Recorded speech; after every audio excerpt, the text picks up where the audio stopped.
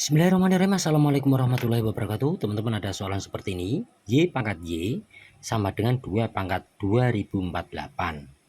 Maka Y itu nilainya berapa? Nah, kurang lebih seperti itu ya pertanyaannya ya. Nah, kalau ada soalan seperti ini, sebenarnya yang 2 pangkat 2048 ini bisa kita tuliskan ya. Jadi di sini duanya ini, teman-teman, ini kita pangkatkan 2.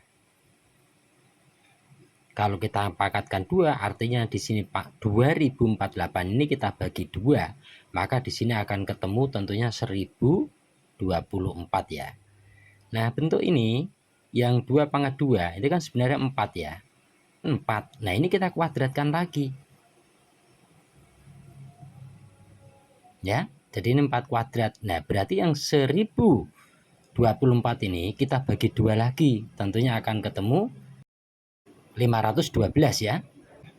Nah, teman-teman, 4 pangkat 2 itu kan sebenarnya 16 ya. Dan ini pun boleh kita kuadratkan.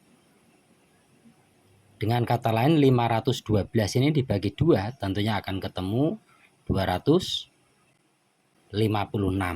Sekarang yang 16 kuadrat ini, sebenarnya 16 kuadrat itu kan 256.